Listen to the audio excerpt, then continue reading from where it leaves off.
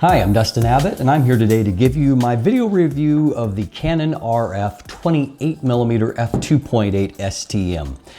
This is Canon's first RF mount Pancake lens, and I have to say it is a winner. It's less than an inch long, but with very good optics and a price point of about $300 US, which ties for the cheapest full-frame RF lens in existence at the moment. Now, I recognize that a lot of people are not going to be excited over a 28mm lens, and B, a lens with a maximum aperture of f2.8. But the combination as it applies to this particular lens makes for a much more interesting lens in practice than maybe what it does on paper. And there are a lot of reasons to consider this little lens. And we're going to dive into all of them right after a word from our sponsor.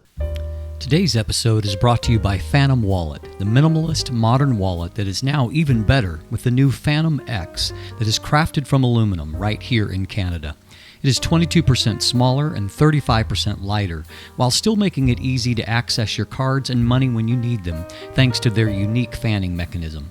You could even customize your wallet due to its modular design, with accessories like a money clip, cash holder, ID display, and even Chipolo and AirTag tracking integration.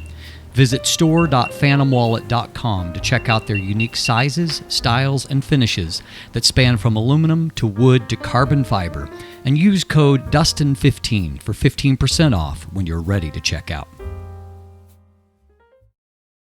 So we'll start by taking a look at the overall build and design here. This obviously is a very unique lens for its incredibly compact size. It is less than an inch long, it is 24.7 millimeters, and it is right over 69 millimeters in diameter, or 2.7 inches. It weighs in at just 120 grams, or right over 4 ounces, making it the lightest lens that we've seen in a long time from Canon, with very few exceptions. I think only maybe the EFM 22mm f2 is a lighter lens than what this one is.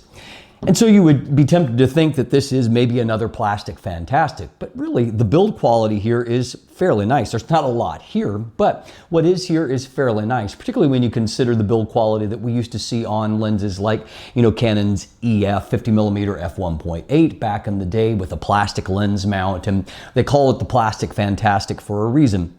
This lens doesn't feel plasticky necessarily, although there are engineered plastics there in the barrel. It feels like a decently made lens, and definitely unlike, say, the focus ring or the switches on those old cheap lenses from Canon, everything here feels fairly substantial. Now, unfortunately, what has not improved is Canon's policy for non-L series lenses. And so no included lens hood here, nothing like weather sealing or anything like that. Canon's approach continues to be bare bones for its non-L series lenses. So if you want a lens hood for it, one does exist, and it unfortunately costs an additional $45, and that is Canon's EW55C lens hood. I have really harped on the design with the RF 50mm and RF 16mm lenses in that they have a switch that allows you to choose between the lens functioning as a manual focus ring and then a control ring. However, what the switch did not allow you to do is actually choose to go right into manual focus. And so you had a choice between basically focus and control, but if you switched into the focus mode, you still had to select manual focus elsewhere, and I found it to be a fidgety process. Fortunately, Canon has listened to the advice, and our revised switch here is very helpful in that it's a 3-position switch. AF on one side, in the middle it is control, and on the far left it is manual focus. And so you finally have the ability to directly control manual focus right from the actual switch there itself. They've also cleverly designed the switch to be a transverse way in the way that it's mounted, and so that it fits into that narrow barrel a little bit better. And I would say that the feel of the switch overall and this raised area is a little bit nicer than on either the 16 or 50mm lenses. I have only one complaint here, and that is that there's not maybe a strong enough detent at the control position, so it's not hard with the amount of force you need to start from either the AF or the MF position. It's not hard to go right past that center position, and a little bit harder to control it to stop there in the center. So I would have liked that center detent to be just a little bit stronger, but that's a very mild complaint because overall we have got a vastly improved process here. So as noted, you can choose to manual focus, you can choose for the ring to do nothing in the AF position, position, or if it's in the control position, whatever value you assign from within the camera, be it controlling ISO, controlling exposure compensation, aperture control, whatever you want, you can program into that from within the camera. And so it just gives you another area of ability to control the camera. And so it is a very useful function. And I will say that the ring here, while it's very, very tiny, it's just a few millimeters wide, the way that they have designed it is that it has a really good grip to it, and it also has some nice damping to it. And I do find that compared to either the 16 or 50 millimeter lenses, that the actual manual focus process is better. I could see some real visible steps in manually focusing those older lenses. This new lens, it seems to be a little bit more responsive, and so the manual focus process is much better. And I will note that I love Canon's focus guide that they have for manual focus. It works really, really well, and I just appreciate the process. You'll automatically, magnify if you have it set up for that, any of those kind of things. And so anyway, just a better executed process here. Up front, we have a 55 millimeter front filter thread, and if you do happen to have the lens hood, it's a very narrow hood, and those filter threads will be replicated at the front of that, and so that you continue to have the ability to filter the lens. The aperture iris itself is 7 blades. It keeps a reasonable circular shape, but as you can see here, even at f5.6, just 2 stops down, you can pretty clearly see the 7 aperture blades and their shape there. Minimum focus distance is useful here. It can focus as closely as 23 centimeters or 9.1 inches and gives you a useful 0.17 times magnification. That's obviously not any kind of record setting, but it is an extremely useful figure and allows you to get some decent up-close shots. That just adds to the variety of the images that you can take with this particular lens, and up-close performance continues to be very good. Now, autofocus comes via Canon's STM or stepping focus motor, and in this case, it's a reasonably well executed one. Canon in its marketing language makes it sound as if it's silent. It's not really silent. You will hear some light whirring as it goes back and forth about its business, and in a quiet environment, you will hear mild focus sounds, but at the same time, it's not noisy. It shouldn't be disruptive even for video capture with the onboard microphones.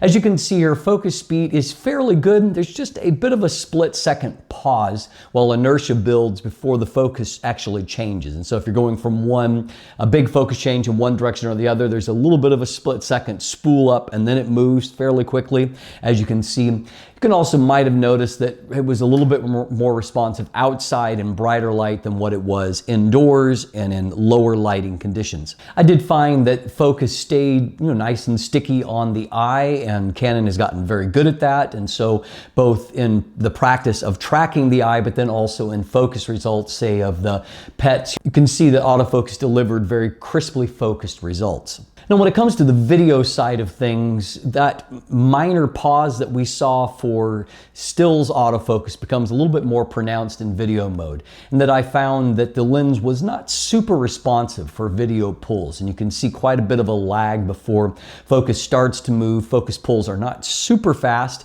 The other thing that kind of really draws your attention to it is the fact that there is a significant amount of focus breathing. So unfortunately, you can really see the focus change taking place, and so it's not as smooth or well damped as what you might like. I also found that when doing my hand tests that it just really wasn't all that responsive to the change. So when I removed the hand, it's like there was just this pause before it decided to move on to my eye and vice versa. And so I would say that the focus appears to be fine. Like if I was just out shooting video clips, it seemed to be fine for when I'm moving along and it's more minor focus changes. But if you have to do any kind of major focus pull, it's not a fantastic video lens. And so it doesn't respond well to abrupt action. And so for that reason, it's not going to be maybe a top video choice, and probably not a top choice for photographing action, even in stills mode either.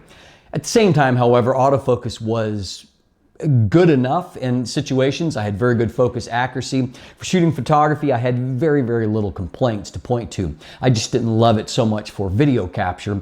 Though again, if you're shooting a static shot or something with minor focus changes, not going to be any problem. Now, the optical design here is 8 elements in 6 groups. And as you can see from the MTF chart, this points to a pretty strong optical performance. And even though I reviewed on the current highest resolution point of Canon's RF bodies, the 45 megapixel EOS R5, I found that the lens was a great match for that sensor and produced really great looking results. Let's dive in and let's break it down to show you just how good the actual optical performance is. So let's start by taking a look at vignette and distortion. As you can see, there's definitely some significant barrel distortion. So this lens, when I framed it, it shows the JPEG in the camera, and so it shows it actually framed up tight, more like what you see here on the right. But you can see the actual raw image has left plenty of space for correction. My manual corrections had a plus 21 to correct for the barrel distortion. You can see that that does a good job inside here, but towards the outward edges, there's a little bit of kind of a horn that starts to come up as it peaks there a little bit. And you can see vignette, however, required me to max out the slider. So pretty much 4 stops there in the corners. And you can see that if we switch back here, this is been corrected with the correction profile. You can see that the lines are a little bit cleaner, if not perfect there.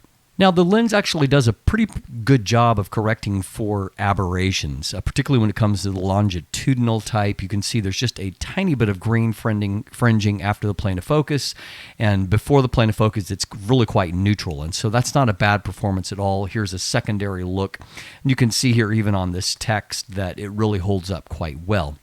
Now, the more probable type of aberrations with something like this are going to be the lateral type near the edge of the frame.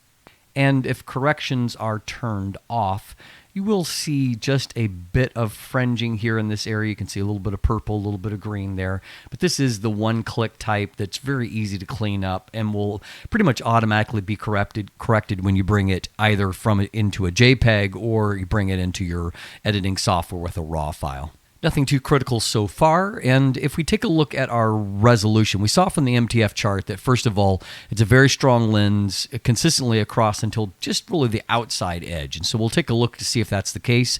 Again, this is the 45 megapixel EOS R5, and I'm showing the results at 200% magnification. In the center of the frame, it looks really strong. Good contrast, good detail there. Mid-frame also looks really excellent. And as we pan down here towards the corner, we can see we've got good detail there. And as we get off towards the corner, really, I actually think it looks quite good. I don't see any kind of significant drop-off there. And as far as corners go, that's pretty strong. Now, that great contrast and detail shows up in an image like this, that if I punch into a pixel level, you can see the amount of just fine details that it's captured there. You talk about line pairs. Well, this is resolving really fine details here, and it shows how strong the lens actually is in real-world use. That's important because it enables you to shoot in very low light conditions. This was ISO 1600, but only 1/25 of a second. And so, I was already pushing on down there, very dim lighting conditions. But you can see because it's sharp wide open, I could shoot at f2.8. I can get a nice looking image without being too concerned about needing to, for example, stop down to get additional sharpness, which causes you to raise the ISO, etc., etc. Another f2.8 shot, and so it shows a pretty good three-dimensional subject delineation there. And if we punch into a pixel level, you can see the detail and contrast is really good. No bleeding at the edges there.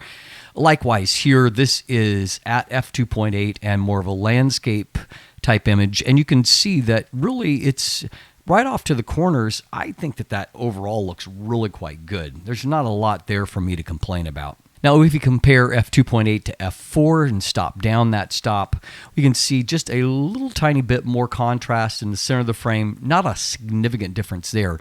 The mid-frame, however, you can see that contrast has really stepped up. And if we look down here towards the corner, you can see there's also a significant improvement there. We'll check elsewhere for centering, and you can see here that over on this left side, everything looks good. Up into this upper left corner, consistent performance, and up into the upper right corner, also looking good. And so we have got a lens here that is nicely centered, and so this is a really strong sharpness and contrast performance. From f4 to f5.6, let's see if there's any additional gains there. In the center of the frame, tiny bit more contrast, but we're already at really fantastic levels. Likewise, in the mid frame, it was already really good. It's just a little bit better there. Pop over on this side, and you can see that the detail is really great. Down here in the corner, looking at Sir Winston, looking really sharp. The Queen detail is just really looking good. A little bit extra, contrast there in the hair that you can see. So the darks are just a little bit darker, and the light area is just a little bit brighter. But already we're at really, really strong levels. Now from f5.6 to f8, you won't get any more real additional gains because diffraction is just going to start up here. And so it holds about its own. It's about equal. But if you move past f8, you'll get increasingly dropping levels of contrast and detail due to diffraction. Minimum aperture is f22, but you can see the image is significantly softened by that point due to the effects of diffraction. Now we can see at our minimum focus distance that if we take a look at those results, the detail and contrast is still really, really good. So that's going to help with our up-close performance. And I found that in real-world shooting conditions, even with these shiny surfaces here that would be affected by any kind of aberrations, we can see that the detail holds up really nicely. Another shot here, this represents minimum focus, as close as I could get and still focus, but I could see up close that the detail looks really, really good. And you can see that if you can get this close and you get your background a little bit away, you can get a reasonably blurred out background. Now, even here, the background being not all that far away, the bokeh, I think, looks pretty good. In this situation, you can see some outlining. First of all, I want to point out the detail there looks great. And if we look towards the bokeh is okay. It's not fantastic, but it's certainly not bad either. Here's another image where the background is further away, and I think that the quality of the bokeh looks pretty good. I've also seen some situations where it can get a little busier if you're closer to the background and it's more complex. This shot here shows a little bit of what I'm talking about in that, again, I think the subject looks fantastic, but if you look down in this area, these branches that have hard edges, there's outlining to them. There's some outlining in the bokeh and this transition zone. It doesn't look fabulous, but again, it's a Pancake lens with a maximum aperture of f2.8. Overall, that's pretty great. One very positive I would point to for the bokeh is that it handles specular highlights pretty well. I don't see any kind of onion bokeh. There's not any kind of aberrations, fringing in there, and so that looks pretty good and allows you, again, to produce nice-looking images. I'm always reminded of how much I enjoy Canon colors, and you can see here that in this image, detail and contrast look great, but also the colors are nice and rich. Another shot here, and you can just see the nice saturation levels, nice detail, and again here, fairly decent bokeh, but overall the image is just pleasing due to the good color. Now, one final area to evaluate, and it doesn't come off so well, and that's when it comes to flare resistance. As noted, the lens hood is not included, and Canon probably should include it for reasons like this. There are just a lot of different ways where I saw various flaring, ghosting artifacts. And as we see here, if we pan with the camera across the sun, that there's definitely different things that show up, whether we're shooting at f2.8 or if we stop down a bit. It just doesn't ever quite go away. And so that's certainly an area of one vulnerability for the lens. So in conclusion, this is an intriguing lens because not only is it so handy to bring along and unique amongst all of the Canon lenses, and it can be somewhat transformative about the way that your camera actually acts or performs here, in that the lens is really only as deep on my R5 as what the actual grip is. So it means that you can fit this camera all of a sudden into some spaces that you certainly couldn't before. And so it makes it much easier to bring along. Some people will love it for that attribute. I think it's a great option for APS-C because that focal length of 28 millimeters translates to 45 millimeters on APS-C. And there really aren't a lot of RF lenses on APS-C to look to. This is one that's going to fit well on the smaller bodies, and optically it's going to work really well. And as we saw, the optical performance means that even that little bit that gets a little bit softer at the edge of the frame is completely cut off on the crop sensor. And so this is a lens that holds up really well for APS-C use. So if you're looking for a lens that is portable, that's discreet, but still high performing optically and won't break the bank, I think the Canon RF 28mm F2.8 STM is a great option to consider for your EOS R system camera. You may also find that your appreciation for the 28mm focal length grows as you use it because it may just be better than what you expect.